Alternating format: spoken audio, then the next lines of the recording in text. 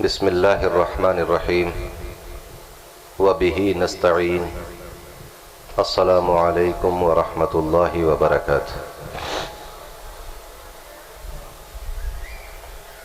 الحمد للہ القادر المقتدر القدیر والصلاة والسلام علی السید البشیر النذیر وعلی آلہ واصحابہ ووارث حاله الامین المکین محی الدین برحمتک یا ارحم الراحمین وبعد۔ اعوذ باللہ من الشیطان الرجیم بسم اللہ الرحمن الرحیم۔ هو الذی بعث فی الامیین رسولا منہم یتلو علیہم آیاتہ ویزکیہم وَيُعَلِّمُهُمُ الْكِتَابَ وَالْحِكْمَةَ وَإِنْ كَانُوا مِنْ قَبْلُ لَفِي ضَلَالٍ مُبِينٍ۔ صدق اللہ العظیم وبلغنا رسوله النبی الامین الکریم الرؤوف الرحیم ونحن على ذلك لمن الشاہدین والشاکرین والحمد للہ رب العالمین۔ قال اللہ تبارک وتعالی مخبرا وآمرا تکریما لحق نبیہ وتعظیما ان اللہ وملائکتہ یصلون علی النبی یا ایہا الذین آمنوا صلوا علیہ وسلموا تسلیما۔ لبیک اللہم ربی وسعدیک اللہم صلی وسلم وبارک علیہ وعلی آلہ واصحابہ ووارث حالہ وعلی من لدیہ صلاة و سلاما علیک یا رسول اللہ صلی اللہ تعالی علیہ وسلم۔ چلے جب حضور سوئے فلک بلغ العلا بکمالہ کوئی دیکھے رخ کی چمک دمک کشف الدجا بجمالہ وہ ہے بے مثال دریچ شک حسنت جمیع خصالہ انہیں دیکھ لیں تو پڑھے ملک صلو علیہ وآلہ اللہم صلی وسلم وزد وبارک علیہ وعلی آلہ وصحبہ وارث حالہ وعلی من لدیہ صلاة و سلاما علیکہ یا رسول اللہ صلی اللہ تعالی علیہ وسلم۔ اللہ تبارک و تعالی کا فضل و احسان کہ اس نے ہمیں اور آپ کو اس بابرکت مبارک اور با مقصد محفل میں حاضر ہونے کی توفیق عطا فرمائی۔ تقریباً 1 مہینے سے میں سفر میں تھا، 25-26 دن ہو گئے، مارا پھر رہا تھا ادھر ادھر، تو موسم کی تبدیلی اور تھکن کی وجہ سے کچھ طبیعت بشاش نہیں ہے۔ حکیم صاحب بیٹھے ہوئے ہیں یہاں پر، امتلائی کیفیت ہے، نزلہ زکام ہے، گلے میں خراش، سر میں درد۔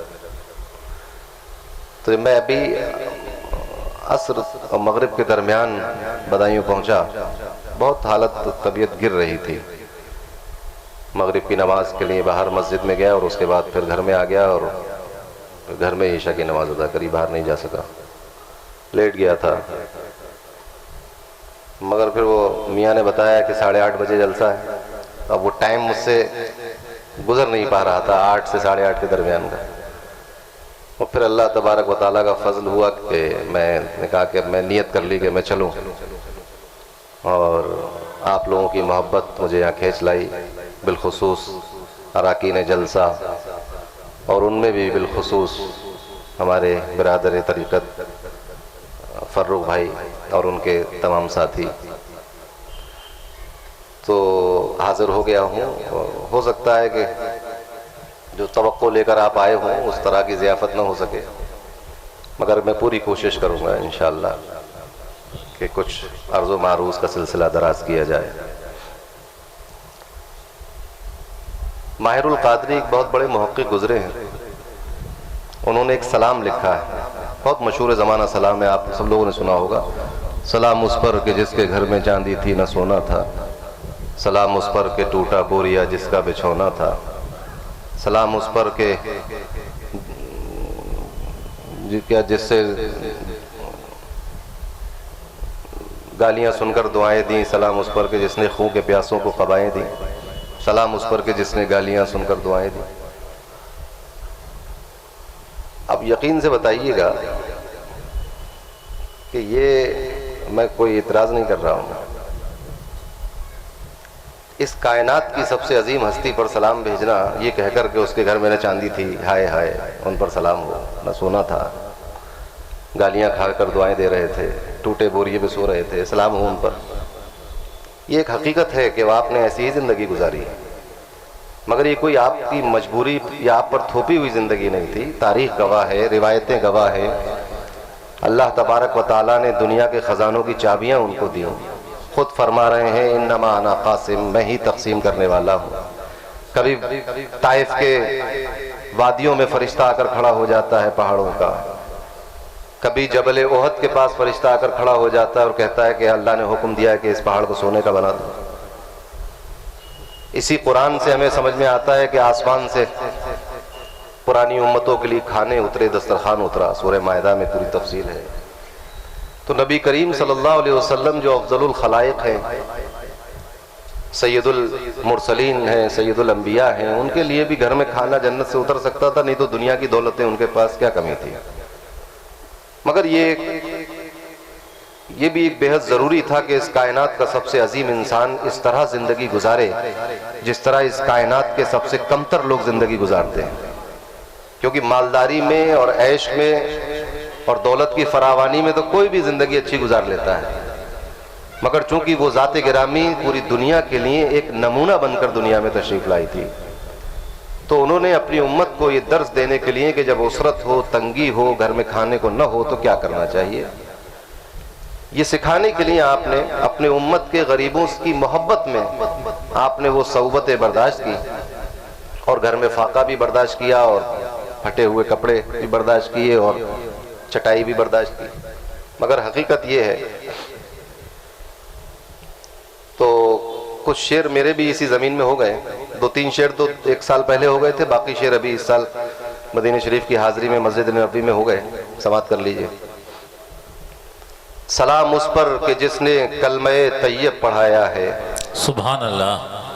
سلام اس پر کہ جس نے کلمہ طیب پڑھایا ہے، سلام اس پر کہ جس نے خلد کا رستہ دکھایا ہے، سبحان اللہ سبحان اللہ۔ سلام اس پر کہ جس نے خلد کا رستہ دکھایا ہے، سلام اس پر کہ توصیف و ثنا جس کی مؤکد ہے، سلام اس پر کہ توصیف و ثنا جس کی مؤکد ہے، سلام اس پر کہ جس کا نام نامی ہی محمد، سبحان اللہ سبحان اللہ سبحان اللہ۔ سلام اس پر سبحان اللہ کہ جس کا نام نامی ہی محمد ہے، سبحان اللہ سبحان اللہ۔ سلام اس پر کہ جس سے دشمنی کفر و ضلالت ہے، سلام اس پر کہ جس سے دشمنی کفر و ضلالت ہے، سلام اس پر کہ جس کی پیروی رب کی اطاعت ہے، سبحان اللہ سبحان اللہ۔ سلام اس پر کہ جس کی پیروی رب کی اطاعت ہے، سلام اس پر کہ جس کے نام میں برکت ہی برکت ہے، سبحان اللہ سبحان اللہ۔ سلام اس پر کہ جس کے نام میں برکت ہی برکت ہے، سلام اس پر کہ جس کی ذات بس رحمت ہی رحمت ہے، سبحان اللہ سبحان اللہ۔ سلام اس پر کہ جس کی ذات بس رحمت ہی رحمت ہے، سلام اس پر کہ جو بن کر شفیع المذنبین آیا، سلام اس پر کہ جو بن کر شفیع المذنبین آیا، سلام اس پر جو بن کر رحمت للعالمین آیا، سبحان اللہ سبحان اللہ۔ سلام اس پر جو بن کر رحمت للعالمین آیا، سلام اس پر کہ جس کے لشکری عرشی فرشتے ہیں، سبحان اللہ سبحان اللہ سبحان اللہ۔ اس کا لشکر کوئی مجبور و لاچار نہیں ہے، قرآن گواہ ہے اس بات پر۔ سبحان اللہ سبحان اللہ۔ سلام اس پر کہ جس کے لشکری عرشی فرشتے ہیں، سلام اس پر غریبوں بے کسوں سے جس کے رشتے ہیں، سبحان اللہ سبحان اللہ۔ سلام اس پر غریبوں بے کسوں سے جس کے رشتے ہیں، اور سلام اس پر جو سلام اس پر کہ جو ہر وصف میں تنہا اکیلا ہے، سلام اس پر کہ جو ہر وصف میں تنہا اکیلا ہے، سلام اس پر شب معراج جس نے رب کو دیکھا ہے، سبحان اللہ سبحان اللہ۔ سلام اس پر شب معراج جس نے رب کو دیکھا ہے، اور سلام اس پر کہ جس کا فقر و فاقہ اختیاری ہے، سلام اس پر کہ جس کا فقر و فاقہ اختیاری ہے، اور سلام اس پر کہ جس کا فیض ہر عالم میں جاری ہے۔ سبحان اللہ سبحان سلام اللہ اس پر سبحان اللہ۔ کہ جس کا فیض ہر عالم میں جاری ہے۔ اور بھی ناتمام ہے، اب آخری شعر سن لیجئے کہ سلام اس ذات پر جس کا گھرانہ سب سے اعلیٰ ہے۔ بے شک۔ سلام اس ذات پر جس کا گھرانہ سب سے اعلیٰ ہے، سلام اس پر کہ جس کا ہر صحابی رب کو پیارا ہے۔ سبحان اللہ سبحان اللہ۔ سلام اس پر کہ جس کا ہر صحابی رب کو پیارا ہے۔ آپ نے سنا ہوگا صدیق اکبر سیدنا ابو بکر صدیق رضی اللہ تعالیٰ عنہ ہے، اس امت کے سب سے بڑے صدیق ہیں صدیقین میں۔ نبی کریم، میں نے عرض کیا نا ان کا گھرانہ سب سے اعلیٰ ہے، تو صدیقات میں یعنی خواتین میں جو صدیقات ہیں ان میں جو صدیقۃ الکبریٰ ہیں وہ حضرت خدیجۃ الکبریٰ ہے۔ بے شک سبحان اللہ۔ اور نبی کریم صلی اللہ علیہ وسلم غار حرا سے سیدھے اپنے گھر تشریف لائے تھے، اپنی زوجہ محترمہ کے پاس۔ سب سے پہلے آپ کی نصرت کرنے والی، آپ کی تائید کرنے والی، آپ کو حق اور سچا جاننے والی آپ کی زوجہ محترمہ ہے، صدیقۃ الکبریٰ ہے۔ تو نبی کریم صلی اللہ علیہ وسلم کا گھرانہ سب سے اعلیٰ ہے۔ اللہ تبارک و تعالیٰ نے ان کی ازواج پر سلام بھیجا ہے۔ جبریل آتے تھے تو نبی کریم کو سلام پیش کرتے تھے اور کہتے تھے کہ اللہ نے خدیجہ کو بھی سلام کہا ہے۔ تو الحمدللہ اہل سنت والجماعت نبی کریم صلی اللہ علیہ وسلم کے گھر سے بھی، ان گھر والوں سے بھی محبت کرتے ہیں اور ان کے اصحاب کا بھی احترام کرتے ہیں۔ بے شک سبحان اللہ۔ دونوں میں سے کسی کی حق تلفی نہیں کرتے ہیں، اسی لیے اس جماعت کو اہل سنت والجماعت کہا جاتا ہے، جو صحابہ کے نقش قدم پہ چلنے والی جماعت ہے۔ تو اہل بیت کرام سے محبت کرنا یہ بھی ہمارا مذہبی فریضہ ہے۔ اور صحابہ، تمام صحابی، وہ ایک دن کا صحابی ہو، ایک گھنٹے کا صحابی ہو، ایک لمحے کا صحابی ہو، ہر صحابی کی تعظیم کرنا اور اس کے نقش قدم پہ چلنا اور اس کو اس امت میں سب سے عظیم سمجھنا، یہ بھی ہمارا مذہبی فریضہ ہے۔ بے شک۔ خطبہ مسنونہ کے بعد جس آیت کریمہ کی تلاوت کرنے کا شرف حاصل کیا، سورہ جمعہ کی آیت نمبر 2، اللہ تبارک و تعالی ارشاد فرماتا ہے هو الذی بعث فی الامیین رسولا۔ اب اس میں اللہ تبارک و تعالی نے اس ٹکڑے میں، اس جملے میں دو باتوں کا اظہار فرمایا ہے، اور پھر ان دو باتوں میں سے پھر الگ تقسیمات اور دوسری باتیں نکلیں گی۔ بنیادی باتیں دو ہیں، ایک تو یہ کہ بھیجنے والی ذات، مبعوث فرمانے والی ذات اللہ کی ہے، وہ فرما رہا ہے، اس نے ذمہ داری لی، هو الذی، وہی تو اللہ ہے۔ کون ہے وہ؟ بعث، جس نے مبعوث فرمایا۔ تو اللہ نے اپنی پہچان اس آیت کریمہ میں اور اپنی معرفت اس آیت کریمہ میں یہ کہہ کر بیان کی کہ وہ ہے رب جس نے مبعوث کیا ہے، وہی ہے اللہ، اس کے سوا کوئی معبود نہیں۔ کس کے سوا؟ جس نے مبعوث فرما دیا۔ مختلف انداز میں اللہ تبارک و تعالیٰ نے اپنی الوہیت اور اپنی ربوبیت کے دلائل پیش کیے ہیں، قرآن میں واضح بیان فرمایا ہے، کبھی آسمان و زمین کے ساتھ، کبھی اس کائنات کو دکھا کر، کبھی آخرت کو بیان کر کے، کبھی انسانوں کو پیدا کرنے کی بات کر کے، اور اس آیت کریمہ میں نبی کریم صلی اللہ علیہ وسلم کو مبعوث کرنے کی بات کر کے اس نے اپنی معرفت عطا فرمائی۔ فرمایا هو الذی بعث فی الامیین رسولا منہم، وہی اللہ ہے جس نے مبعوث فرمایا ان پڑھ لوگوں میں ایک رسول انہی میں سے، باہر سے لا کر نہیں مبعوث فرمایا، انہی میں سے، ان پڑھ لوگوں میں مبعوث کیا، انہی میں سے۔ اب یہاں یہ ایک بات سمجھنے کی ہے کہ رسول تو جو آتے ہیں دنیا میں تو وہ لوگوں کی اصلاح کے لیے آتے ہیں، تعلیم کے لیے آتے ہیں، رشد و ہدایت کے لیے آتے ہیں، مگر اس آیت کریمہ سے یہ شبہ ہو رہا ہے کہ جو مبعوث ہوا، چونکہ وہ ان پڑھ لوگوں میں مبعوث ہوا اور فرمایا رسولا منہم، اور وہ انہی میں سے ہے، تو یہ شبہ ایک پیدا ہو سکتا ہے کہ ان پڑھ لوگوں میں انہی میں سے انہی جیسا ایک رسول، یعنی ان پڑھ رسول مبعوث فرما دیا۔ کچھ لوگوں نے یہ نقطہ سمجھ بھی لیا اور اس کی نشر و اشاعت بھی کی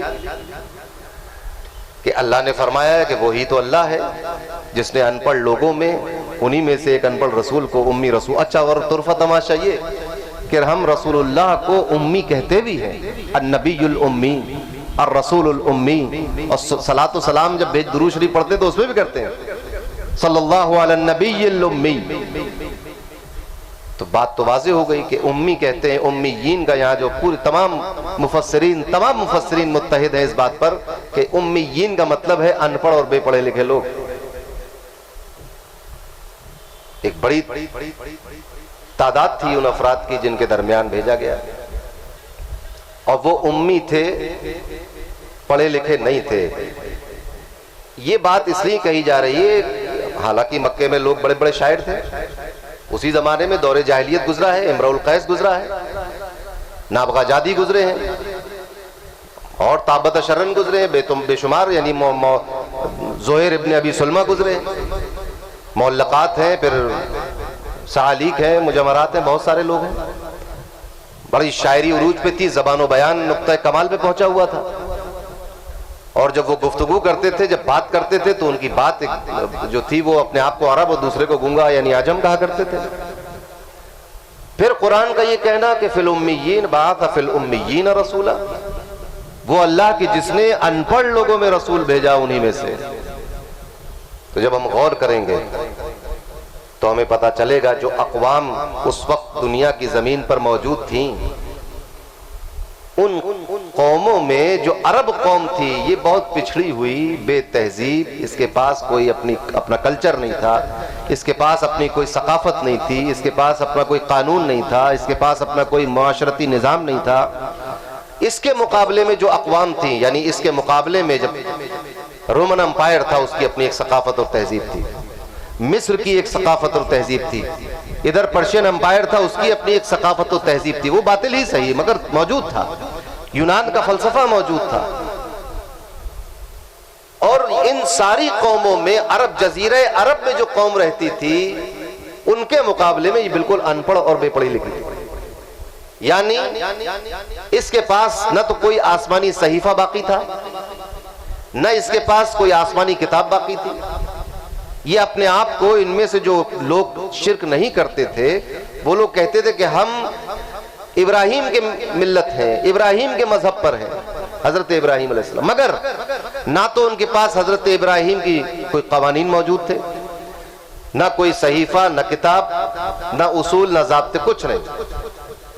یہ لوگ دین کو بحیثیت روایت مان کے چل رہے تھے، یعنی ان کو معلوم تھا کہ کسی زمانے میں کعبہ بنا ہوا ہے تو اس کے گرد طواف کرنا ہے، مگر طواف کیسے کرنا ہے کوئی اصول نہیں تھا، لوگ ننگے ہو کر طواف کیا کرتے تھے۔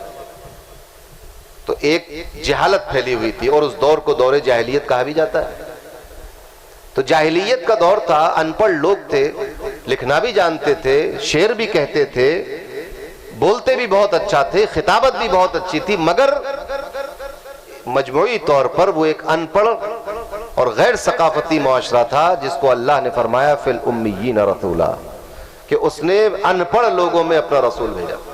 کیونکہ جو تہذیبیں اور ثقافتیں اور علم اور سائنس جو یونان اور رومن کی طرف تھی، رومن کیتھولکس کے پاس تھی، ان کے پاس کتابیں تھیں، بنی اسرائیل کے پاس اپنی کتاب تھی، اگرچہ تحریف شدہ تھی، اس میں تحریف ہو چکی تھی، اگرچہ ان لوگوں نے اپنی مرضی کے مطابق اس میں کچھ حذف یا بڑھا دیا تھا، مگر ایک کتاب موجود تھی، ان کے پاس علم تھا، ان کے پاس روایات تھیں، ان کے پاس اسناد تھی، ان کے پاس آیات تھیں۔ اس لیے وہ اپنے آپ کو کہتے تھے کہ ہم اللہ کی طرف سے ہم علم حاصل کیے ہوئے لوگ۔ یہی حال نصرانیوں کا بھی تھا۔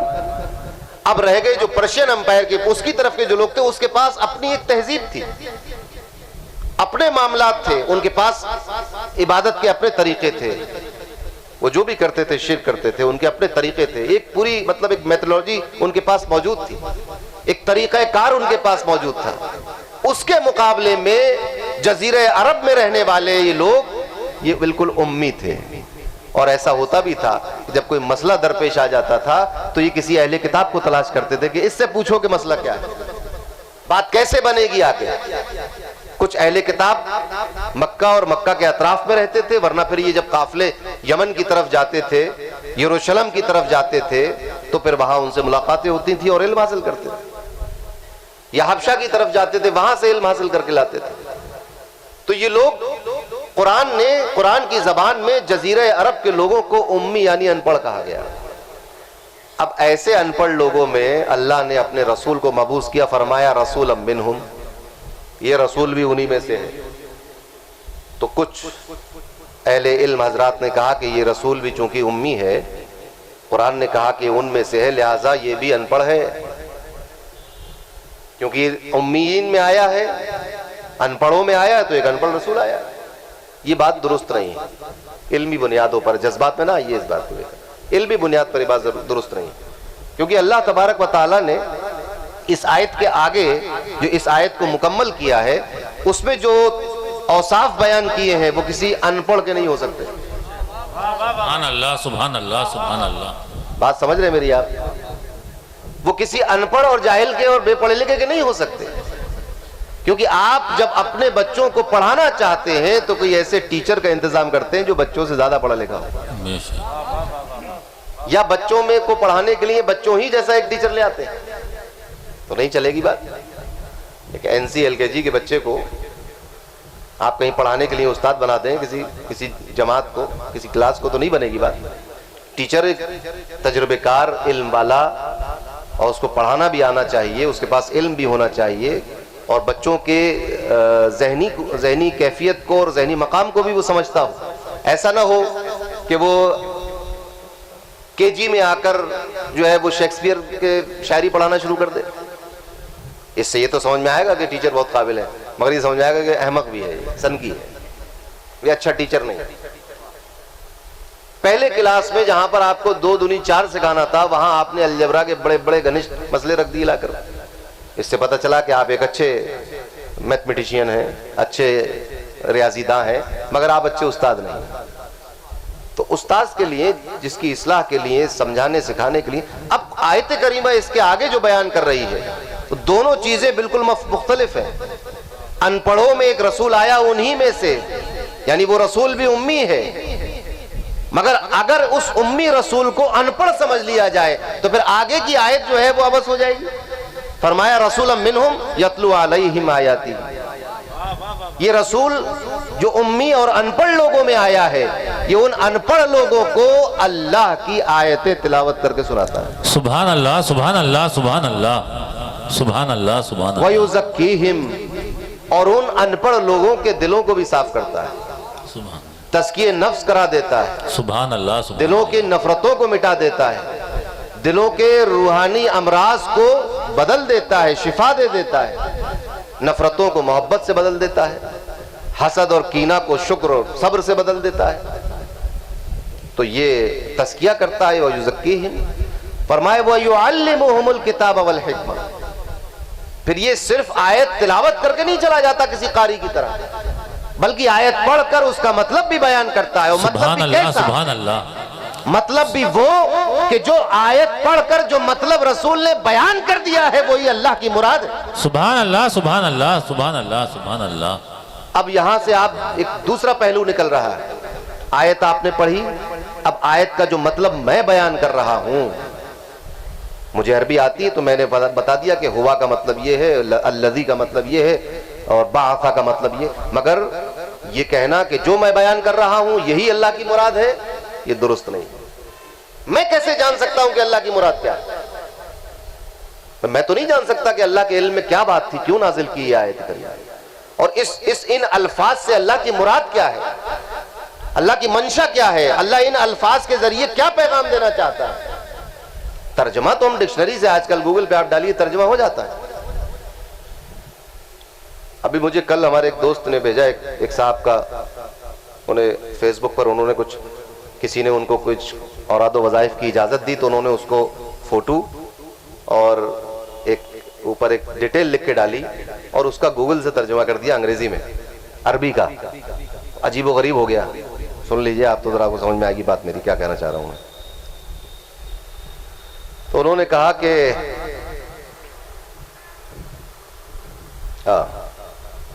Receiving permissions all women of Qadriya. سمجھ سکتے ہیں کیا مطلب ہوا اس کا؟ شاذلیہ سلسلہ from Naqeeb الاشراف Sheikh Khalid Samiri Baghdadi especially یمنی party, circle party, upper house party. بتائیے اپر ہاؤس پارٹی کا مطلب کیا ہوا؟ حزب الدور الاعلی. یمنی پارٹی کا مطلب کیا ہوا؟ حزب یمانی، حزب البحر، اس کا ترجمہ کر دیا ہے. اور وومن کر دیا عورات کو، وہ گوگل سمجھا عورت اور اس کو کر دیا عورات سمجھا اور اس کا وومنس کر دیا جمع کا صیغہ. تو یہ اس طرح کا حل ہو جاتا ہے. کچھ کی کچھ ہو گئی بات. ایسے ہی مصر میں ہم تھے تو وہاں پر ایسی عید میلاد النبی کی مبارکباد پیش کرتے ہیں لوگ. اب عید میلاد جب گوگل پہ آپ ڈالیں گے تو میری کرسمس آئے گا لکھا ہوا. سمجھ رہے ہیں؟ ہاں مصر کے بہت بڑے مفتی ہیں، ہماری انگریزی نہیں آتی تھی انہیں تو انہوں نے عربی میں بھی ڈالا اور جو عربی میں لکھا اس کو ٹرانسلیٹ بھی کر دیا تو وہ ہو گیا کرسمس کی مبارکباد. تو ہو جاتا ہے اس طرح، ترجمے میں غلطی ہو جاتی ہے. تو اب جو میں بیان کروں یہ کہہ دینا کہ یہی اللہ کی مراد ہے، یہ ایک ظلم ہے. کیونکہ یہ دنیا میں بھی ہوتا ہے. آپ نے کسی سے کچھ کہا وہ برا مان گیا، آپ نے کہا بھائی میرے کہنے کا مطلب یہ نہیں تھا، تو آپ ہی کو بیان کرنا پڑا نا. ابھی وکیل صاحب بیٹھے ہیں، مجھے بات یاد آ گئی. کورٹ میں اگر کوئی کیس ہو جاتا ہے تو وضاحت کس سے لی جاتی ہے؟ جس کا ہے معاملہ اس سے وضاحت لی جاتی ہے. بھائی تمہارا وضاحت کرو اس کی. آپ کچھ آرٹیکلز ایسے ہوتے ہیں جس کے نیچے لکھا ہوتا ہے ٹرم اینڈ کنڈیشنز والا. تو اب جو جس کمپنی کا وہ لٹریچر ہے وہی کمپنی آ کے بتائے گی کہ اس کا مطلب یہ تھا. آپ کے بتانے سے نہیں ہوگا. آپ کہیں کہ بھائی اس میں تو لکھا تھا قیامت تک کا ٹاک ٹائم دیجئے، تو وہ کہے گا نہیں صاحب قیامت تک کی نہیں بات، اس کا مطلب یہ تھا. بات سمجھ میں آئی؟ تو کہنے والے کی مراد کون طے کرے گا؟ کہنے والا خود اپنی مراد طے کرے گا یا وہ اپنی مراد کسی کو بتائے، اپنا وکیل عام بنا دے کسی کو کہ بھئی میری یہ مراد ہے، میں یہاں نہیں ہوں، جب یہ مسئلہ آئے تو تم یہ معنی بیان کرنا ہے اس کا. دو میں سے ایک بات ہوگی. تو اب جو رسول ان پڑھ لوگوں میں ان جیسا آیا تھا، نہ صرف یہ کہ وہ آیت خداوندی تلاوت کر رہا ہے بلکہ اس آیت کو پڑھ کر اس کا علم بھی تقسیم کر رہا ہے، اور وہی علم اللہ کی مراد بھی ہے. سبحان اللہ سبحان اللہ سبحان اللہ سبحان. تو رسول اللہ کے علم کا دائرہ اگر ہمیں طے کرنا چاہتے ہیں تو یہ ہمارے بس کی بات نہیں. کیونکہ ایک تو اس نے عام طور سے یہ کہہ دیا جاتا ہے نبی کریم کے علم کو لے کر کہ وہ تو وہی قرآن ہے ان کا علم، یہ کہہ کر ان کے علم کو ہلکے میں لینے کی کوشش کی جاتی ہے. قرآن تو بتا رہا ہے کہ یتلو علیہم آیاتہ، تلاوت تو ہو چکی ہے، وَيُعَلِّمُهُمُ الْكِتَابِ، اب کتاب پڑھا بھی رہا ہے. تلاوت تو ہو گئی قرآن کی، جو قرآن جبریل نے لے کر آئے، جو آیت لے کر آئے وہ پڑھ کر سنا دی گئی. آیت جو وحی نازل ہوئی وہ پڑھ کر سنا دی گئی.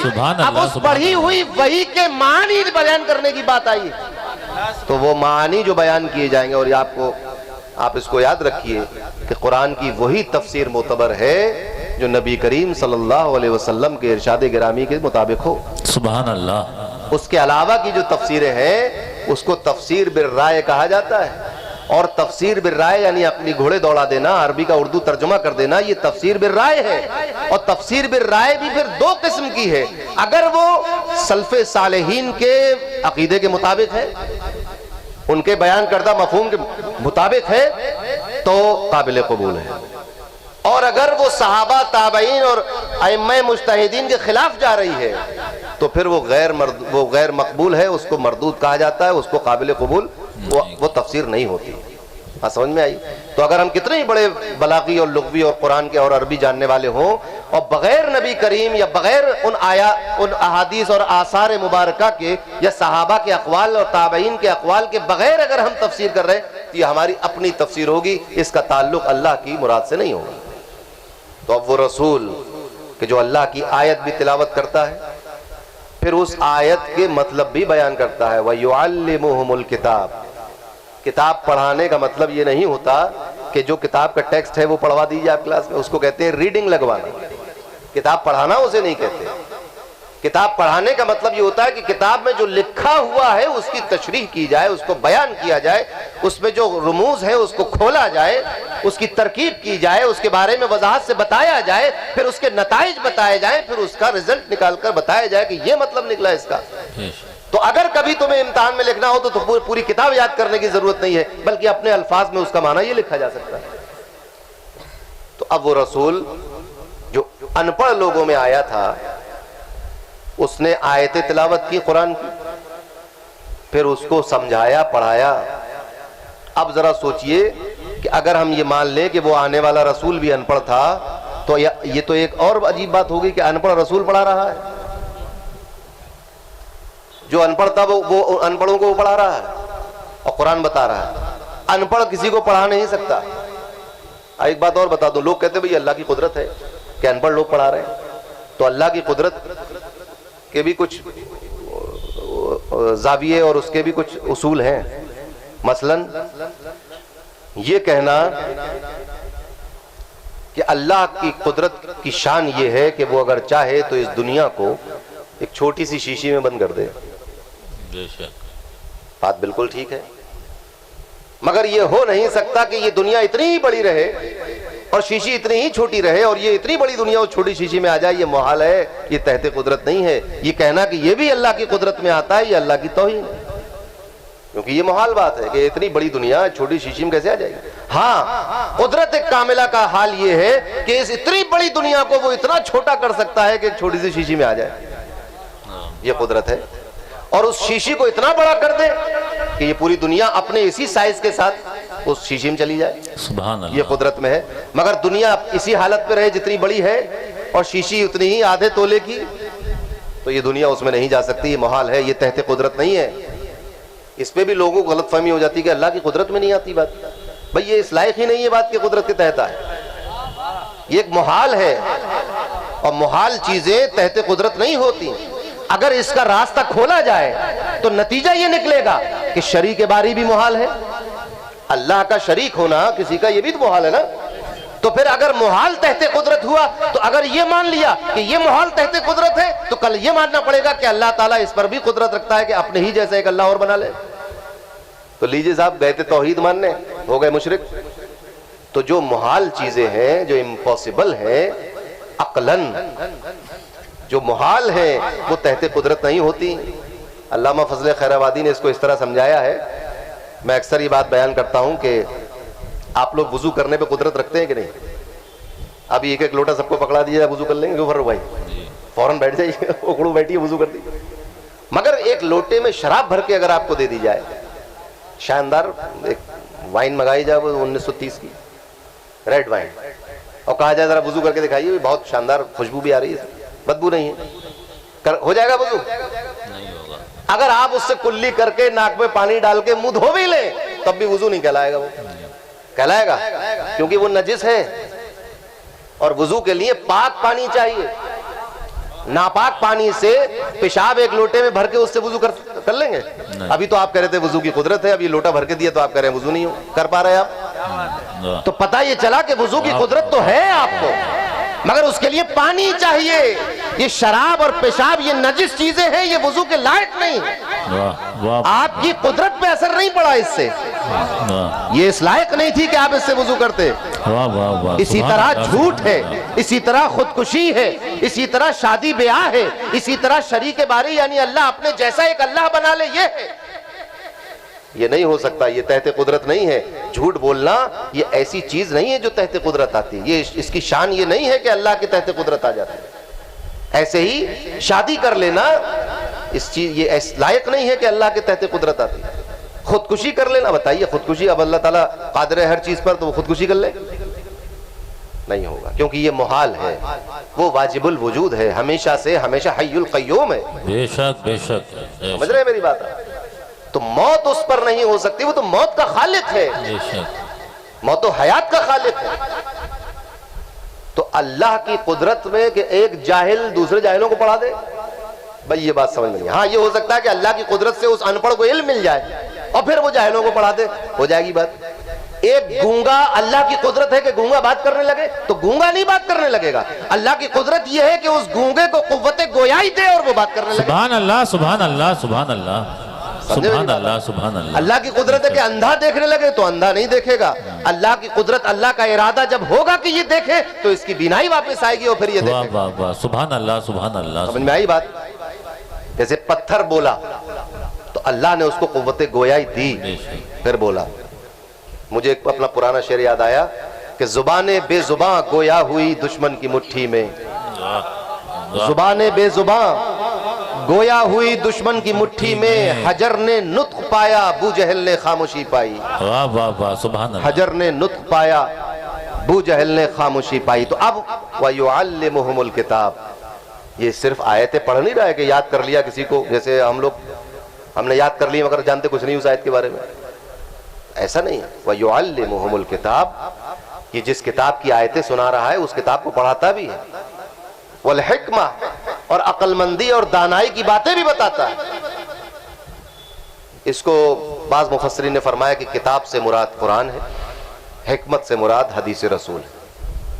دونوں چیزیں اللہ تبارک و تعالیٰ نے اپنے حبیب صلی اللہ علیہ وسلم کو عطا فرمائی. دو طرح کے علم، ایک قرآن کی آیتیں اتار کر قرآن کا علم، اور ایک اس کے علاوہ علم آپ کو عطا فرمایا جو احادیث کے ذخیرے میں ہمارے سامنے موجود ہے.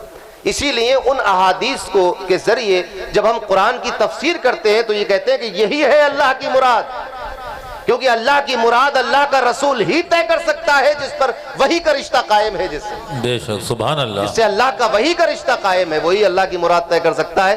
کوئی دوسرا بندہ یہ کہے اٹھ کر کہ اللہ یہی فرما رہا ہے، اس کے لیے اس کے پیچھے، اب میں ایک کلپ سن رہا تھا پرسوں ترسوں کے جلسے کی جس میں پشت پناہی کی بات چل رہی ہے، تو جب تک پیچھے رسول اللہ کی حدیث پشت پناہی نہ کر رہی ہو اس وقت تک کسی صحابی کو بھی یہ اختیار نہیں ہے کہ وہ بیان کرے اور اللہ کی مراد ہو. سبحان اللہ سبحان اللہ سبحان اللہ سبحان اللہ. آج کے مولوی اور علماء اور مفسرین کی تو اوقات ہی کیا ہے.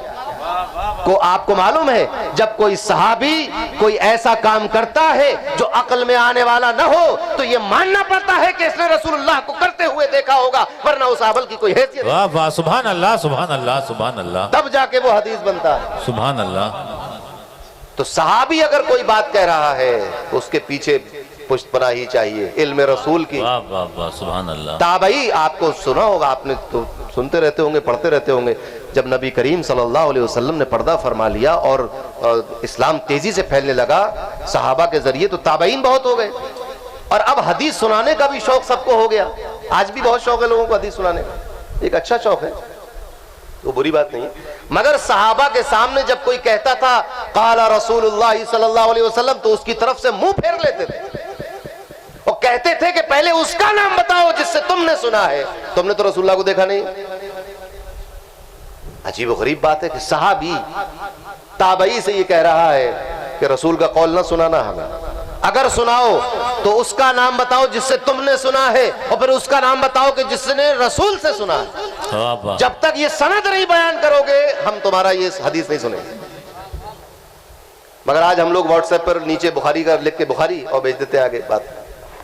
تو خالی بخاری تو کافی نہیں ہوگا نا، بخاری کے اوپر بھی کہیں 3 کہیں 4 کہیں 5 کہیں 7 کہیں 8 واسطے ہیں.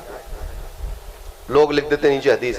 اب ابھی ایک میں نے دیکھ رہا تھا کہ لوگوں نے اقبال اور غالب تک کو نہیں چھوڑا، آل فال شعر جوڑ کے اور نیچے لکھ دیا مرزا غالب، نیچے لکھ دیا اقبال. تو اسی لیے کہا جاتا ہے کہ جو کوئی بات سامنے آئے تو اس کی تحقیق کیے بغیر آگے نہ بڑھاؤ. قرآن کا بھی سبق یہ ہے، حدیث کا بھی سبق یہ ہے کہ جو بات آپ تک پہنچی اس کی تحقیق ہو جانی چاہیے. سنی سنائی باتوں کو آگے نہیں بڑھانا چاہیے، نہ یقین کرنا چاہیے.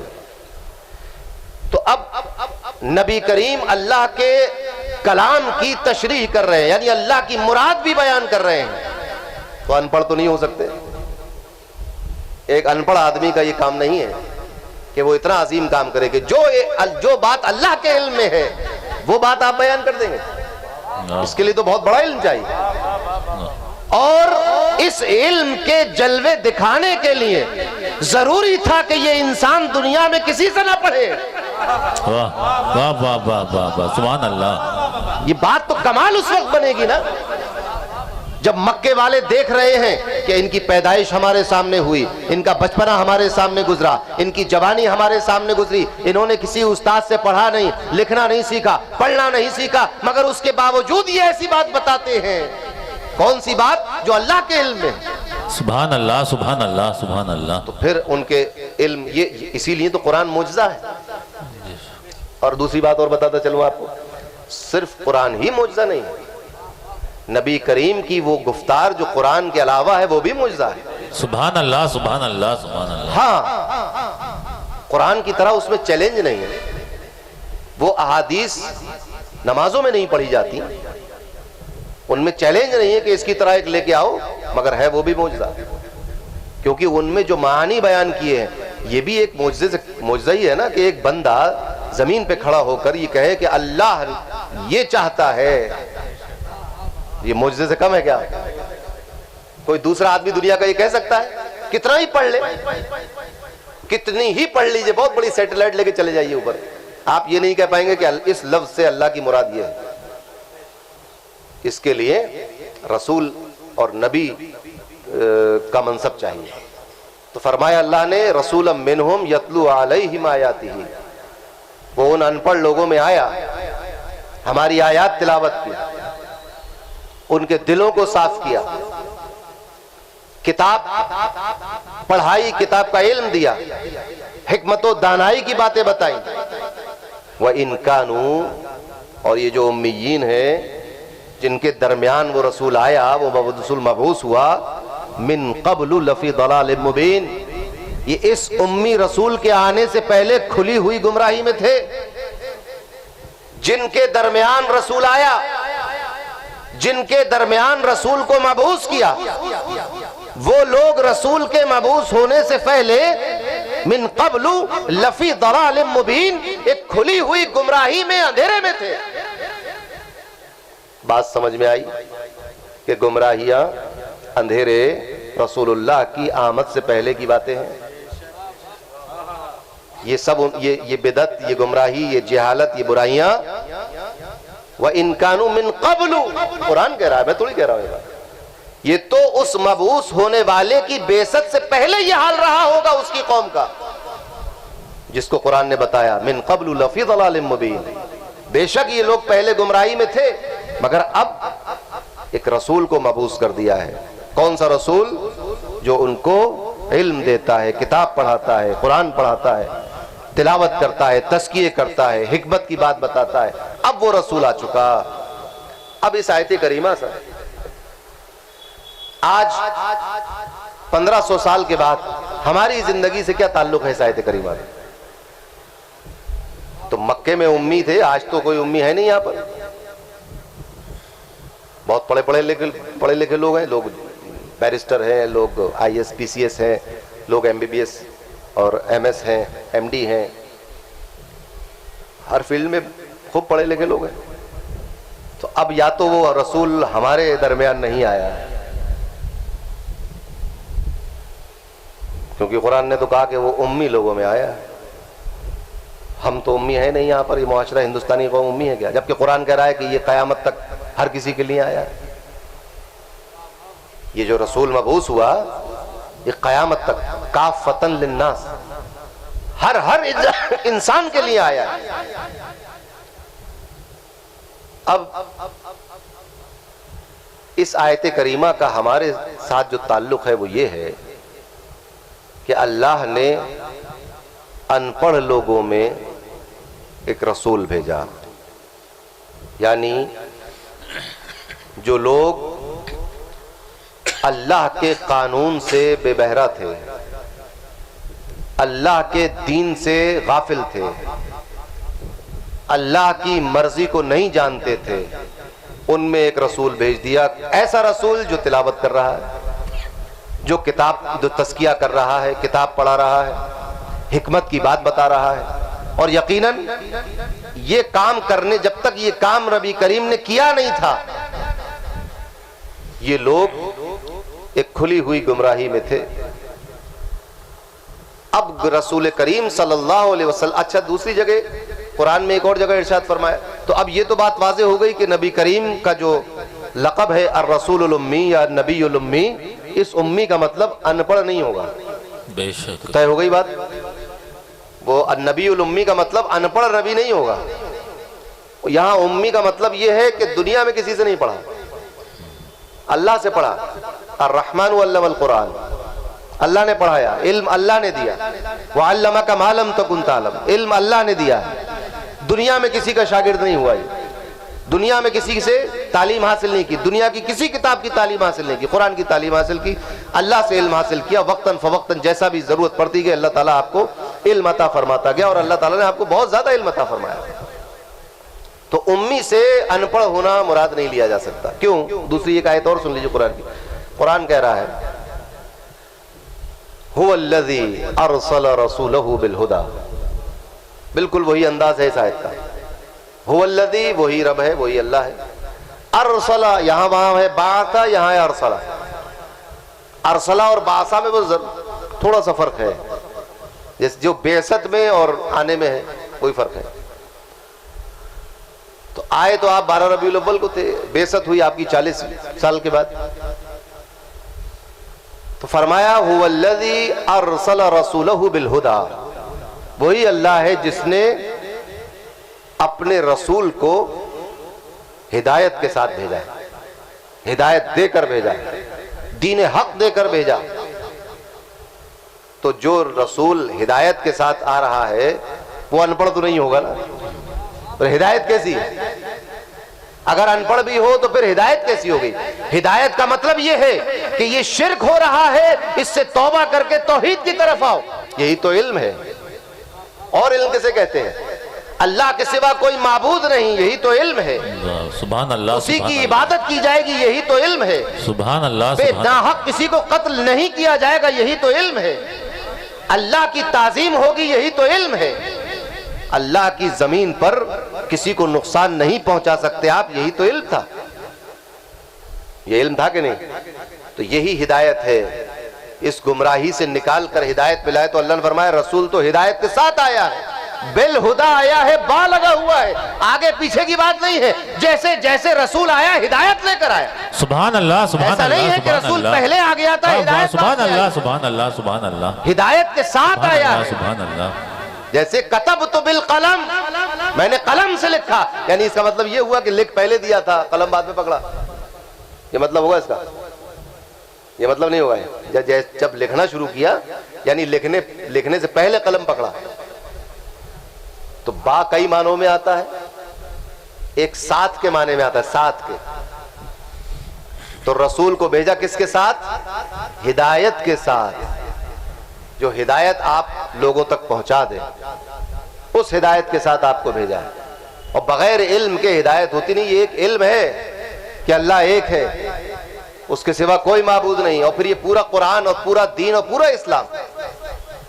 तो रसूलुल्लाह को उम्मी लफ्ज से ये समझ लेना कि ये अनपढ़ है, ये तो जहालत की बात है। वो अनपढ़ नहीं, वो रसूल अनपढ़ कैसे हो सकता है? अब जिसने उम्मी से ये मतलब निकाल लिया कि वो अनपढ़ है, इल्म नहीं है उनके पास, वो जाने, अल्लाह ताला उसको भी हिदायत दे। मगर रसूल उम्मी तो है, मगर उम्मी का यहाँ मतलब अनपढ़ नहीं होगा, बल्कि दुनिया में किसी से नहीं पढ़ा। अब इसको भी एक बात सुनते चलिए, जब बात आ गई। कुरान चूंकि नबी करीम का मोजज़ा है,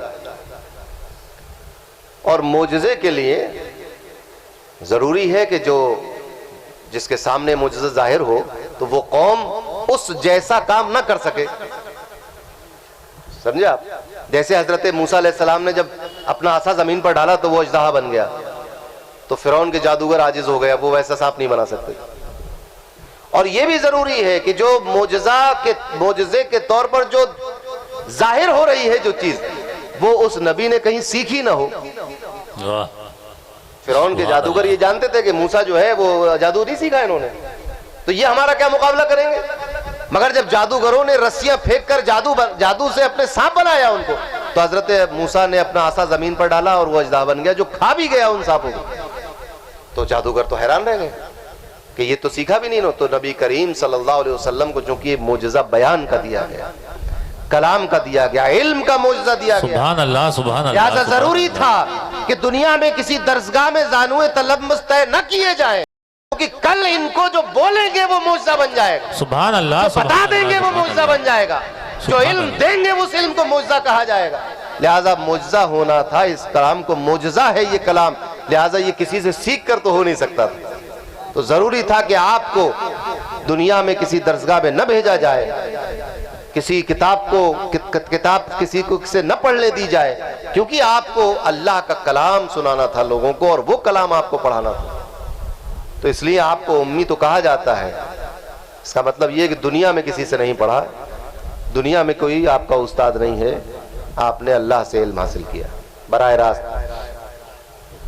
تعلیم جبرائیل فقط ایک بہانہ تھی، تعلیم جبرائیل فقط ایک بہانہ تھی، حضرت وہیں سے آئے تھے لکھے پڑے ہوئے۔ واہ واہ، سبحان اللہ، سبحان اللہ، سبحان اللہ، سبحان اللہ۔ حضرت امیر مینائی کا شعر ہے، کہتے ہیں حضرت وہیں سے آئے تھے لکھے پڑے ہوئے، اور حضرت کا علم لدنی تھا اے امیر، دیتے تھے قدسیوں کو سبق بے پڑھے ہوئے، سبحان اللہ، سبحان اللہ، سبحان اللہ۔ دیتے تھے قدسیوں کو سبق بے پڑھے ہوئے۔ تو نبی کریم صلی اللہ علیہ وسلم کو ان پڑھ نہ سمجھا جائے، وہ ایک عالم ہے اور اس کائنات کے سب سے زیادہ علم والے۔ اب عرض میں نہیں کہتے اس آیت کریمہ کا آج ہماری زندگی سے کیا تعلق ہے، کوئی نہ کوئی تعلق تو ہے نا۔ ہماری زندگی سے یہ تعلق ہے کہ وہ رسول جس کو اللہ نے ہمارے درمیان مبعوث کیا قرآن لے کر، اور فرمایا کہ وَيُعَلِّمُهُمُ الْكِتَابِ، یہ رسول کتاب پڑھانے والا ہے، تو اگر ہم یہ کہہ دیں کہ اے اللہ ہمارے درمیان تو نہیں آیا رسول، تو پھر ہم کتاب کو چھوڑ دیں۔ اور اگر ہمارا ایمان اس بات پر ہے، اگر ہمارا عقیدہ اس بات پر ہے کہ اللہ نے اپنے پیارے حبیب کو ہمارے درمیان بھی مبعوث کیا ہے، تو ہم پر لازم ہے کہ ہمیں قرآن پڑھنا، ہم پر لازم ہے کہ ہم قرآن کا علم حاصل کریں، سبحان اللہ، ہم پر لازم ہے کہ ہم قرآن پر عمل بھی کریں، ہم پر لازم ہے کہ ہم اپنے دلوں کو صاف کریں، ہم پر لازم ہے کہ ہم تلاوت کو واجب کر لیں اپنے اوپر، کیونکہ اللہ نے فرمایا کہ وہ رسول جب آیا تو اس نے تلاوت کر کے سنائی، سبحان اللہ، اس نے دلوں کو صاف کیا، اس نے کتاب کا اور حکمت کا علم دیا، اور اب ہم پر لازم ہے کہ ہم تمام گمراہیوں اور بدعات اور خرافات سے نکل کر ہدایت کی طرف آ جائیں، کیونکہ جب رسول آتا ہے تو ہدایت آتی ہے، گمراہی۔ سبحان اللہ، سبحان اللہ۔ تو نبی کی بعثت سے پہلے جو لوگ تھے وہ تو یہ کہہ سکتے ہیں کہ ہمیں تو نماز کا حکم ہی نہیں تھا، ہم تو گمراہی میں تھے، اے مولا تو نے تو کہا ہے وَإِن كَانُوا مِن قَبْلُ لَفِي ضَلَالٍ مُبِينٍ، ہم تو پہلے تھے ان سے، ہم تو کھلی گمراہ، مگر ہم تو ان سے پہلے نہیں ہیں۔ مبعوث کیا رسول اللہ کے مبعوث ہونے سے پہلے ہم ہو گئے، ہم تو ان کی بعثت کے بعد کے لوگ ہیں نا، تو بعد والے تو گمراہ نہیں ہیں، گمراہ تو پہلے۔ کیا ہماری کامیابی کے لیے صرف اتنا کافی ہے کہ ہم یہ ثابت کر دیں کہ رسول اللہ اس کائنات میں سب سے زیادہ علم رکھتے تھے، بس یہ کافی ہو جائے گا؟ کیا ہمیں بھی کچھ عمل کرنا ہے؟ ہمارے لیے ضروری ہے کہ وہ رسول جو ان پڑھ لوگوں میں آیا تھا اور جو کتاب لے کر آیا تھا، جو حکمت کی دانائی کی باتیں بتا رہا تھا، جو ہدایت دے رہا تھا، تو ہمیں فیصلہ کرنا ہوگا کہ ہم لفی ضلال مبین میں سے ہیں کہ ہم ہدایت یافتہ لوگ۔ اور یقین مانو ہدایت اور گمراہی کا اس آیت کریمہ میں ایک ہی نسبت ہے، جہالت ہوئی تو گمراہی ہو گئی، علم کے ذریعے اس گمراہی کو اللہ نے ہدایت سے تبدیل کر دیا۔ فرمایا وَإِن كَانُوا مِن قَبْلُ لَفِي ضَلَالٍ مُبِينٍ، کس سے پہلے کھلی ہوئی گمراہی میں تھے؟ جب تک تلاوت نہیں ہو رہی تھی، جب تک تزکیہ نہیں ہو رہا تھا، جب تک کتاب کا علم نہیں دیا جا رہا تھا، جب تک حکمت و دانائی کی باتیں نہیں بتائی جا رہی تھی، اس سے پہلے کیا تھے؟ کھلی گمراہی میں تھے۔ اب تو تلاوت ہو چکی، کتاب کا علم آ چکا، اب تو تزکیہ ہو چکا، دلوں کی بات بتا دی گئی، حکمت و دانائی کی باتیں بتا دی گئی، اور مزید کھول کر آسان لب و لہجے میں بتا دی گئی ہیں۔ اب بھی اگر امت مرحومہ گمراہی میں زندگی گزارے تو پھر تو لعنت ہے ایسی زندگی پر۔ نبی کی آمد کا جشن ہے تو نبی صرف آ گئے دنیا میں، بس اکیلے تو نہیں آئے۔ اللہ نے فرمایا هو الذی ارسل رسولہ بالہدی، تو کیا ہم صرف رسول اللہ کی آمد کا جشن منائیں گے یا اللہ کی طرف سے آنے والی ہدایت کا بھی جشن منایا جائے گا؟ سبحان اللہ، سبحان اللہ۔ طے کرنا ہوگا۔ کیا ایک انسان کے دنیا میں پیدا ہونے کا جشن ہے یہ؟ یہ ایک نبی الانبیاء کے آنے کا جشن ہے، سبحان اللہ سبحان اللہ سبحان اللہ یہ خاتم النبیین کے آنے کا سبحان جشن اللہ ہے، سبحان اللہ یہ اس کے آنے کا جشن ہے جس کے بارے میں فرمایا ارسل رسولہ بالہدی، جس کو سبحان ہدایت اللہ۔ دے کر بھیجا گیا تھا۔ سبحان اللہ یہ اس کے آنے کا جشن ہے کہ جس کے آنے سے پہلے یہ دنیا کھلی ہوئی گمراہی میں تھی، واہ واہ سبحان اللہ کے آنے کا جشن ہے۔ تو جس کے آنے سے دنیا گمراہی سے نکل کر ہدایت میں آ گئی ہے، تو ہمیں اظہار کرنا ہوگا کہ ہم ہدایت یافتہ ہیں۔ تو کیسے نمازیں چھوڑ کر ہم اظہار کریں گے اس بات کا؟ کیا نماز چھوڑ کر ہم اس کا اظہار کریں گے کہ ہم ہی ہیں وہ ہدایت یافتہ لوگ جن میں نبی آئے تھے؟ ہم پڑوسیوں کے ساتھ بدسلوکی کر کے اس بات کا اظہار کریں گے کہ ہم ہدایت یافتہ ہیں؟ ہمارا عمل اور کردار کہاں گیا؟ کیا ہمارا یہ ایک مومن صادق کا کردار ہے؟ آج ہم ذرا سی بات پہ مایوس ہو جاتے ہیں۔ حقیقت یہ ہے کہ ہم اسباب پر ایمان لائے ہیں، ہم اللہ پر ایمان نہیں رکھتے۔ اسباب مسبب الاسباب ہے، اللہ مسبب الاسباب، وہ اسباب پیدا کرتا ہے، اسباب کا محتاج نہیں ہے۔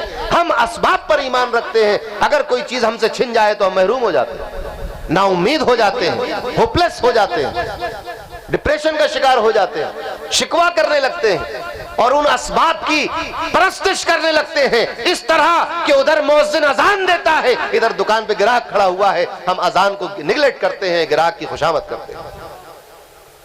ہم نے اسباب کو معبود اور رازق سمجھ لیا ہے معاذ اللہ۔ تو یہ ہے ہدایت کا اظہار، اس نبی کے آنے کا جشن کہ جس کو ہدایت دے کر بھیجا گیا تھا دنیا میں، بھیج کر ہدایت نہیں دی ہے بلکہ ہدایت دے کر بھیجا گیا ہے، اور وہ اس زمین کے اس حصے میں آیا جس حصے میں بالکل ان پڑھ اور بے پڑھے لکھے لوگ تھے، کوئی تہذیب نہیں تھی، کوئی کتاب نہیں تھی، کوئی تمدن نہیں تھا، کوئی قانون نہیں تھا، ایسے لوگوں میں آیا اور ہدایت یافتہ ہو گئے۔ اب آپ کہہ سکتے ہیں کہ یہ صحابہ کی جماعت ہے، من قبل لفی ضلال مبین، یقیناً یہ نبی کریم پر ایمان لانے سے پہلے کھلی ہوئی گمراہی میں تھے، یہ ہدایت حاصل کرنے سے پہلے کھلی گمراہی، مگر اب ہدایت حاصل کرنے کے بعد اس کائنات کا کوئی انسان ان جیسا نہیں ہے۔ بے شک بے شک آمد مصطفیٰ کا جلسہ ہے، محسن کائنات سب سے بڑا احسان کیا ہے نبی کریم کا؟ لوگ کہتے ہیں کہ عورتوں کو ان کا مقام عطا کیا، ماں باپ کی عظمت بتا دی، یتیم کا ایسا کیا اور مزدور کا ایسا کیا، یہ احسان ہے؟ محسن کائنات اس لیے کہا جاتا ہے کہ ان کے آنے سے پہلے یہ کائنات گمراہی میں تھی، کفر میں تھی، شرک میں تھی، جہالت میں تھی، اندھیرے میں تھی، ان کے آنے سے ایمان آیا، ان کے آنے سے توحید آئی، ان کے آنے سے اسلام آیا۔ یہ ہے احسان کائنات کے اوپر۔ سبحان اللہ سبحان اللہ سبحان اللہ۔ یہ تو سب ضمنی احسانات ہیں کہ اونٹ پر احسان کر دیا، ہرنی پر احسان کر دیا، وہی مزدور جسے سارا زمانہ ٹھکرائے، یہ تو ایک جزوی اور ضمنی احسان ہے۔ اصل آفاقی احسان تو یہ ہے کہ وہ نبی کلمہ لے کر آیا، لا الہ الا اللہ محمد رسول اللہ، سبحان اللہ سبحان اللہ، وہ قرآن لے کر آیا ہے، یہ ہے اصل احسان۔ اس وجہ سے ان کو محسن کائنات کہا بے جاتا ہے۔ شک بے شک بے شک، سبحان اللہ سبحان اللہ۔ تو یہ تو میری سمجھ میں بات نہیں آتی، کیسی عقل و شعور رکھتے ہیں کہ آنے کا جشن مناتے ہیں اور جس کام کے لیے وہ آئے تھے وہ کام ہی نہیں کرتے۔ کس کام کے لیے آئے تھے؟ قرآن نے بتایا کیا؟ یا تو یہ کہ اب ہم قرآن پر ایمان نہیں رکھتے، یا پھر یہ کہ اگر ایمان رکھتے ہیں تو یہی وقت ہے، ہمیں اپنے آپ کو بدلنا ہوگا، ہمیں فیصلہ کرنا ہوگا کہ ہم من قبلوں میں سے ہیں یا من بعد میں سے ہیں، ہم نبی کے آنے سے پہلے والی قوم میں سے ہیں گمراہ، یا نبی کے بعد والی قوم میں سے ہدایت یافتہ۔ فیصلہ کرنا ہوگا۔ وہ نبی صرف اکیلا تنہا نہیں آیا، خود سے نہیں آیا، پشت پناہی کی بات تھی، اس کے پیچھے کون ہے؟ هو الذی، وہی تو ہے، اللہ نے بھیجا ہے، واہ واہ واہ سبحان اس اللہ، کے پیچھے دست قدرت کار فرما ہے، واہ واہ واہ سبحان اللہ، اور فرمایا کہ اس کے پیچھے چونکہ دست قدرت کار فرما ہے، لیظہرہ علی الدین کلہ، یہ ہر دین پر غالب آ کر رہے گا، سبحان اللہ سبحان اللہ سبحان اللہ سبحان اللہ، اور غالب آ کر رہا۔ دین اسلام کا ہر قانون غالب ہے. مسلمان پسپا ہو سکتے ہیں, امتی رسوا ہو سکتے ہیں, دین اور اسلام رسوا نہیں ہو سکتے. بے شک بے شک. تو کس کی آمد کا جشن؟ صرف آمد رسول. ارے رسول کیسے آئے اور کیوں آئے اور کس لیے آئے؟ ہدایت لے کر آئے تھے. وہ ہدایت تو ہمیں دکھائی نہیں دے رہی. اب لوگ نام رکھ لیتے ہیں ہدایت بھائی, تو وہ ہدایت نہیں. ہم اپنے دلوں میں جھانک کر دیکھیں کہ کیا رسول اللہ کی آمد کا نور, کیا وہ ہدایت کا نور, کیا وہ ایمان کا نور ہمارے دلوں میں ہے؟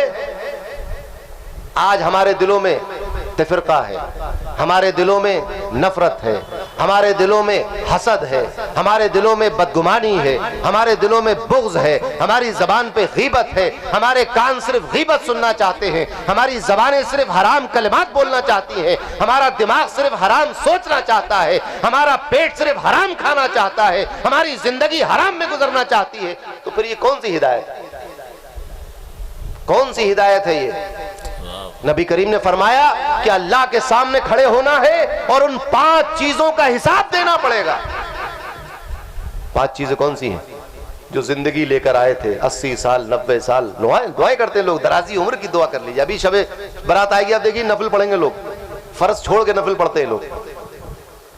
فجر نہیں پڑھے تھے اس دن, فجر کے دور فرض نہیں تھے, مگر یہ 6 نفل ضرور پڑھے گا. کیوں پڑھ رہا بھائی؟ درازی عمر کے لیے. چلیے صاحب 150 سال کی عمر ہے, کرو گے کیا؟ یہی کرو گے جو اب تک کیا ہے؟ جھوٹ بولو گے؟ ارے شکر مناؤ کہ 60 سال میں مر گئے. اگر 120 سال کے ہوتے تو یہ 60 سال کا جھوٹ اور نام عمل میں لے کر جاتے. درازی عمر کی دعا تو وہ مانگے جن کو سجدوں میں مزہ آتا ہے, جس کو اللہ کے ذکر میں لذت آتی ہو, سبحان اللہ, جس کو رسول اللہ کی سیرت پر عمل کرنا ہو, جس کو رسول کی سنت کو زندہ کرنا ہو. عمر کی درازی تو وہ مانگے. سود لینے والے, جھوٹ بولنے والے, دھوکہ دینے والے, ماں باپ کو رسوا اور مار پیٹ کر کے گالی گلوچ کرنے والے, یہ لوگ درازی عمر کی دعا مت مانگا کرو. تو فرمایا کہ پوری زندگی کا حساب دینا ہے, خاص طور سے جوانی کا حساب دینا ہے. 2 چیزیں ہو گئی, 2 حساب ہو گئے اسی زندگی میں. پوری زندگی کا حساب, بالخصوص جوانی کے ایام کا حساب. 2 حساب.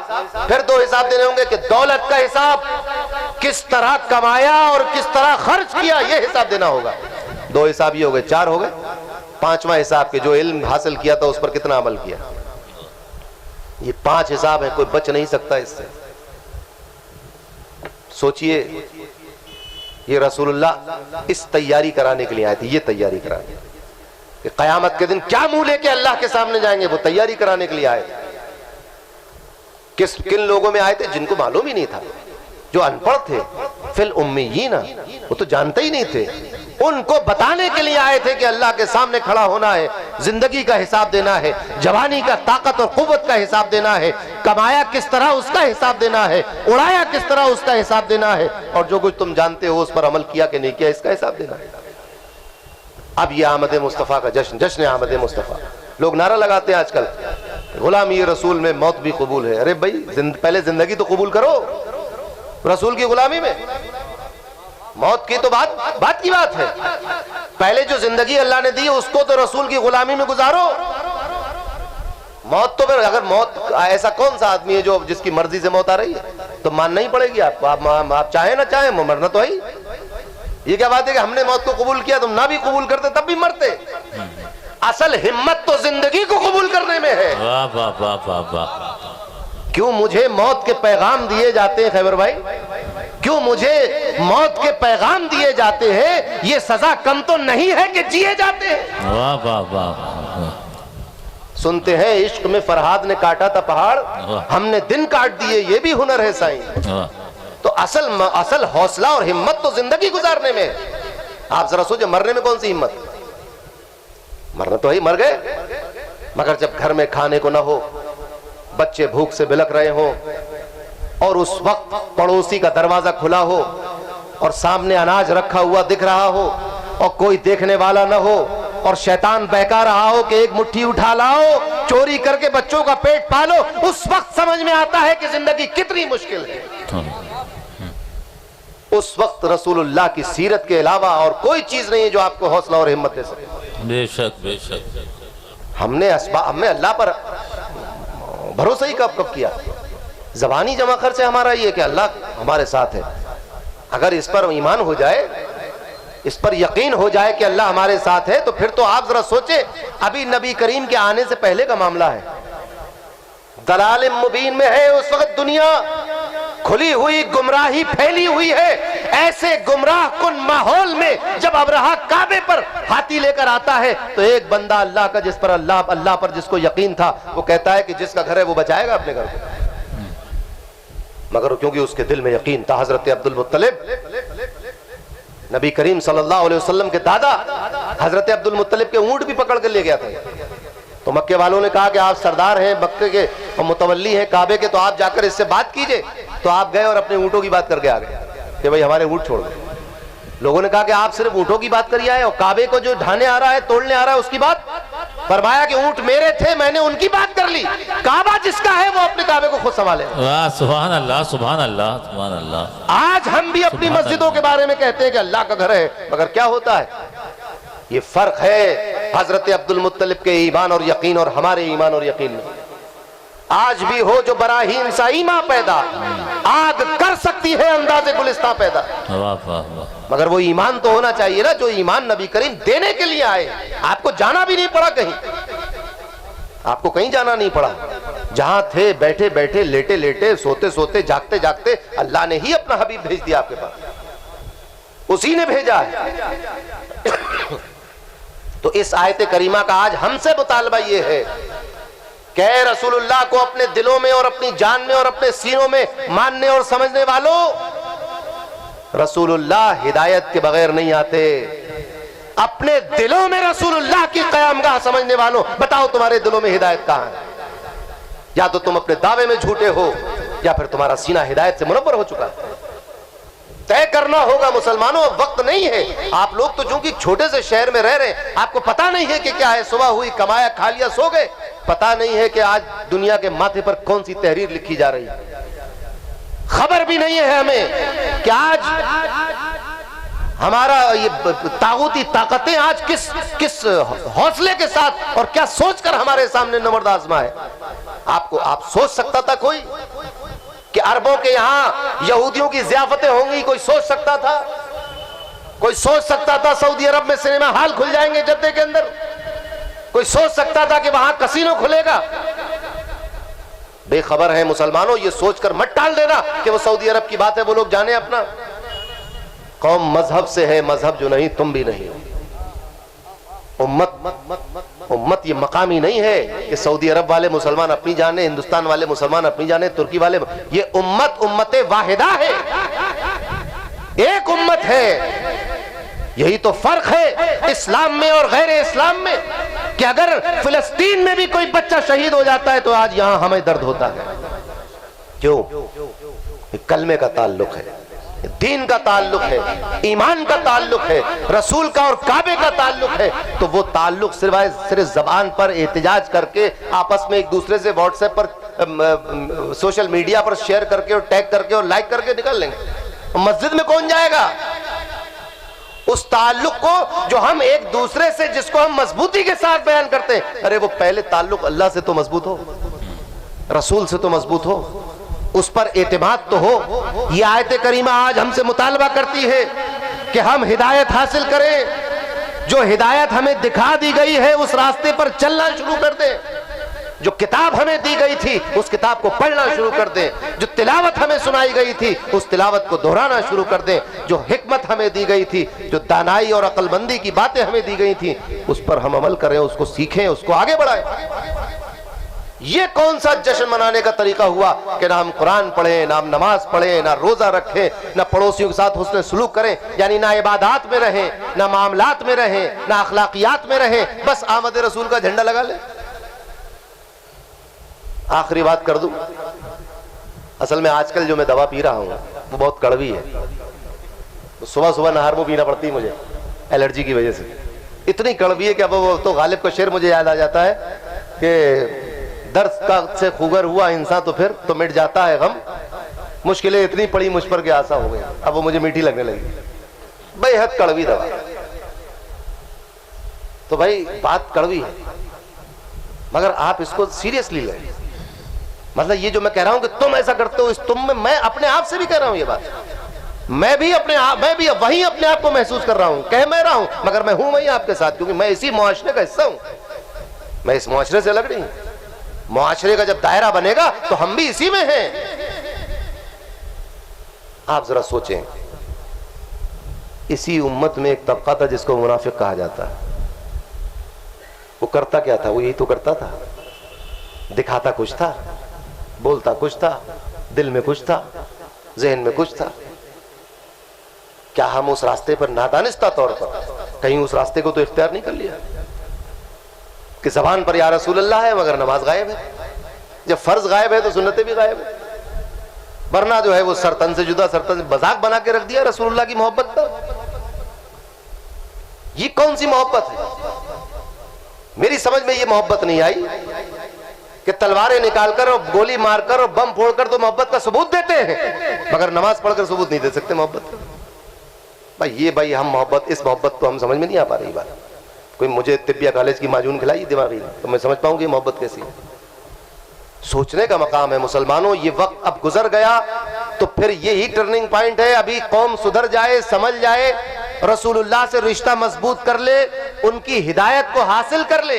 وہ قرآن جو دے گئے ہیں اس کو پڑھے، اس کو سمجھے، تلاوت کرے، اور جو دین دے گئے ہیں اس کو اپنائے اور برتے، اور جو اسلام دے گئے ہیں اس کو معاشرے میں رائج کرے. تب جا کر ہدایت یافتہ ہو جائیں تو حق ادا کر دیں گے ہم جشن منانے کا. آج یہ سارے الزامات اسی بنیاد پر ہے کہ ہم بے عمل ہیں. حسن عمل ہمارے ہاتھ میں نہیں ہے، ہمارے پاس نیک اعمال نہیں ہے. سارے اعتراضات اسی وجہ سے ہوتے ہیں. آپ نے اکثر ایک بہت بڑا سوال ہوتا ہے عید میلاد النبی کے آتے ہی کہ یہ پیسے جو ہے وہ کسی کے علاج میں لگا دیتے. یہ کیوں ہوتا ہے؟ کیونکہ ہم سال بھر تک کسی غریب کی عیادت کو نہیں جاتے. اگر ہماری یہ عادت ہوتی کہ ہم اپنے اڑوس پڑوس میں غریبوں کی، مریضوں کی عیادت کو جاتے سال بھر، تو اس سوال کو دیکھ کر ہمیں غصہ بھی نہیں آتا. ہم کہتے بیچارہ جانتے نہیں ہمارے بارے میں. ارے یہ 12 دن کی بات کیا ہے، ہم تو یہ سب کرتے ہی ہیں سال بھر. مگر ہمیں برا کیوں لگتا ہے؟ اس لیے کہ ہم کبھی کسی غریب کی عیادت نہیں کرتے، اس لیے ہمیں برا لگتا ہے. ہم کسی یتیم کی، کسی غریب بچے کی شادی میں حصہ نہیں لیتے، اس لیے ہمیں یہ بات بری لگتی ہے اس موقع پر کہ کوئی ہم سے کہتا ہے بھئی اتنی لائٹنگ کرا لی، کسی کی شادی کرا دیتے. اگر ہماری زندگی اسلامی ہوتی اور ہماری قوم یہ دیکھ رہی ہوتی کہ بھئی یہ غریب بچی ہے، شادی ضروری ہے اس کی کرانا، سب لوگ اس میں حصہ لیتے. اور شادی سال بھر اگر ہماری زندگی ایسی گزرتی تو اس موقع پر اگر اول تو ہم سے کوئی کہہ نہیں پاتا یہ بات کہ لائٹنگ کیوں کر رہا ہو، شادی کرا دیتے. یہ بات میں اس لیے کر رہا ہوں کیونکہ ہم ایک شادی ہال میں بیٹھے ہوئے ہیں. کہہ پاتا کوئی؟ نہیں کہہ پاتا، کیونکہ ہم نے یہ سارے اسلامی اخلاقیات کو پس پش ڈال دیا ہے. اس لیے ہمیں یہ یاد دلایا جاتا ہے، تانا دیا جاتا ہے کہ مسلمانوں تم کیسے لوگ ہو، تمہاری قوم کی بیٹیاں بوڑھی ہو کر غلط کاموں کی طرف جا رہی ہیں، تم شادی نہیں کراتے، تم لائٹیں لگا رہے ہو. تم کسی غریب بچے کی فیس نہیں بھرتے، جہالت بڑھتی جا رہی ہے، تم لنگر کھلا رہے ہو. ہمارے لنگر اور مڈ ڈے میل میں کیا فرق ہے بتائیے؟ کوئی فرق نہیں. وہ جو ٹائم پڑھنے میں خرچ ہوتا ہے وہ مڈ ڈے میل کھانے میں خرچ ہو جاتا ہے. اور جس طرح کا کھلا رہے وہ آپ جانتے ہیں، یہی حال لنگروں کا ہے. ابھی دیکھیے گا 12 تاریخ کو اتنا کچھ سمجھانے کے باوجود ابھی بریانی پھینکی جائے گی، ابھی کیلے پھینکے جائیں گے، ابھی چپس پھینکے جائیں گے، شربت پھینکا جائے گا. یہ وہ چیزیں ہیں جن کا قیامت میں حساب ملے گا. ایک ایک دانے چاول کے دانے کا حساب دینا ہوگا، جس کو ہم جلوس محمدی میں اپنے پیروں سے کچل کے آگے بڑھ جائیں گے. یہی ہوگا. ابھی آپ دیکھیے، عہد کر لیجئے خدا کے واسطے، اب وقت نہیں رہا. ہو سکتا ہے کہ مجھے آپ اچھا نہ سمجھتے ہوں، مگر میں جو باتیں کہہ رہا ہوں یہ باتیں آپ لے کے جائیے دل میں. اور یہ آپ میری بات سمجھ کے نہ لیجئے، یہی باتیں آپ اپنے منہ سے کہیے اپنے لیے. ابھی عید میلاد 12 تاریخ کو دیکھیے، دودھ کا شربت ہوگا زمین پہ پڑا ہوا ملے گا، روح افزا ہوگا زمین پہ پڑا ہوا ملے گا، بریانی زمین پہ پڑی ملے گی. اب سوچ سمجھ کے بھی بانٹنا چاہیے لنگر. اتنی ہما ہمی جلوس چل رہا، گرم گرم حلیم بانٹ دیا تو پھینک ہی جائے گا نا. ضرورت کیا ہے بانٹنے کی؟ کوئی شوق ہے کہ حلیم ہی بٹے یا گرم بریانی ہی بانٹے؟ اب کوئی ایسی چیز بانٹی جس سے ہاتھ نہ جلے، لینے میں سہولت ہو. وہاں بھیڑ لگی ہوئی ہے، نعرے تکبیر اللہ اکبر، اور آپ نے وہاں جو ہے وہ کباب لٹا دیے، تو کیسے چلے گا؟ عقل کا استعمال کرو مسلمانوں. کو اچھی چیز कम हो मगर ऐसी तो हो कि जो गिरे नहीं नीचे, जो मतलब यूज आप देते किस लिए, खाने के लिए देते ना, और वो आदमी फेंक देता है नीचे या कैच कर रहा है वो वहां पर। आप ये प्रैक्टिस जो है वो बहेड़ी स्टेडियम में जाके कीजिए, जुलूस में कैच कराने की वो वहां से मैं देखता हूं ये बात है। मैं क्या करूं, मेरे सब आप मेरे भाई अहबाब है, मुझे भी देते लोग लाके इलायची वगैरह ये वो की शरबत पी ली, दूर से सेब फेंक दिया भाई, किसी की नाक पे लगा, किसी के सर पे लगा। मुसलमानों ये उस रसूल की उम्मत है जिस रसूल ने पेट पर पत्थर बांधे थे इसी खाने के लिए। यही अनाज न होने की बुनियाद पर पेट पर पत्थर बांधती, 3-3 दिन चूल्हा नहीं जलता था। उस रसूल की उम्मत अनाज की बेकदरी कर रही है, और ऐसे हालत में कि बहुत अच्छे हालात भी नहीं उम्मत के। इस दुनिया में सबसे ज्यादा भूखे अगर कोई है तो मुसलमान, जिनके पास पीने का पानी नहीं है वो है मुसलमान, जिनके पास तालीम नहीं है वो है मुसलमान। हिंदुस्तान में तो आप जिस हाल में हैं, आप तो देखिए बाहर निकल के युगांडा में क्या हाल है, और बोस्निया और चेचेनिया में क्या हाल है। सारे अरब के अय्याश लोग वहां शिकार करने जाते हैं, मगर वहां ये किसी को तौफीक नहीं होती कि वहां कोई जो है वो खाना तकसीम करे या दूसरा अस्पताल खोल दे। तो मुसलमानों, हिदायत याफ्ता हैं हम लोग, हमारा रसूल हिदायत लेकर आया है, किताब लेकर आया है। आज इस आयत करीमा का ताल्लुक हमसे, मैं ये समझता हूं कि यही है कि हम इस आयत करीमा से ये फैसला ले ले, ये सबक हासिल करें कि हम रसूल का जश्न मना रहे, उस रसूल का जिसको अल्लाह ने पढ़ा लिखा कर भेजा, उस रसूल का जिसको इल्म देकर भेजा, उस रसूल का जिसने गुमराही दूर कर दी, हिदायत फैला दी, उस रसूल का जिसने मोहब्बत पैदा की, जिसने दिलों को साफ कर दिया, 4-4 नस्लों की लड़ाई को खत्म कर दिया, उखुवत इस्लामी कायम कर दी, ऊंच नीच के फर्क मिटा दिए, जात पात के फर्क मिटा दिए, काले गोरे के फर्क मिटा दिए। आज मुझे तो हैरत होती है, मैं ये देख रहा हूं सब चीजें, मैं देखता हूं कि दादा जान बिल्कुल फटी चढ़ते, कुछ नहीं था उनके पास, पोते ने अपने उल्टे सीधे तरीकों से काम नोट कमा लिया, तो अब वो अपने आप को समझ रहा सिकंदर आज़म। यानी जिस नजर से वो अपने पड़ोसी को देख रहा है, क्या उसी नजर से अपने दादा को भी देखता? तो उनके पास भी पैसे नहीं थे। तो पैसे और दौलत ये बाइस फख्र नहीं है, ये फख्र का बाइस नहीं है, वरना सबसे मुअज़्ज़ज़ शख्स तो फिरौन होता, बिलाल हबशी मुअज़्ज़ज़ ना होते, कैसरे फारस और कैसरे रूम और किसरा फारस मुअज़्ज़ज़ होता, और नमरूद और शद्दाद और हामान और कारून मुअज़्ज़ज़ होते, ये अबूजर और सलमान फारसी ये मुअज़्ज़ज़ ना होते। दौलत जो है वो ताज़ीम और अज़मत का निशान नहीं है, हिदायत ताज़ीम का निशान है, तक़वा ताज़ीम का निशान है और अलामत। तो आमद मुस्तफ़ा का जश्न मनाने वालों, मैं आपके जज्बे को सलाम करता हूं कि ऐसे पुरआशोब माहौल में अभी सीने की एक चिंगारी बाकी है, जिसने रसूल के नाम पर आपको यहां लाकर बिठा दिया। उस चिंगारी को फूंक कर शोले जवाला बनाने का काम आपको करना है, नमाजों के जरिए, इताअत के जरिए, परहेजगारी के जरिए, रसूल की सुन्नत पर अमल के जरिए, उखुवत इस्लामी के जरिए, हमीयत इस्लामी के जरिए। आज हम बेगैरत हो गए, हमारे दिलों से गैरत निकल गई, बिल्कुल गैरत निकल गई। हर किसी के बारे में बदगुमानी, इतनी बदगुमानी। भाई जुन्नुन मोमिनीन खैरा, ये फरमाया गया है कि मोमिन के बारे में अच्छा गुमान रखो, हर किसी के बारे में बदगुमानी। अभी मैंने सुना कि एक साहब ने कहा कि जामा मस्जिद कमेटी जामा मस्जिद को अपने जो है वो घर की जागीर समझ रही। अरे भाई इतनी बदगुमानी, ये तो काफिराना उसलूब है ना, ये काफिराना मुशरिकाना उसलूब है। कैसे आपने समझा कि आप जामा मस्जिद कमेटी जामा मस्जिद को अपने बाप की जागीर समझ रहे हैं? जामा मस्जिद तो भाई बहुत बड़ी चीज है, आप वक्फ की हुई किसी चीज को कोई बाप की जागीर नहीं समझ सकता। मस्जिद छोटी हो या बड़ी, हमारी अहमियत उसके तूल और अरज पर है। आप उसके तवील और अरीज और ऊंचे गुंबद पर नजर जमाए हुए हैं। मेरी नजर इस बात पर है कि यह अल्लाह का घर है, 1 इंच क्यों ना सही अल्लाह का घर है, मुझे जाने नहीं देंगे, वो बड़ा हो या छोटा।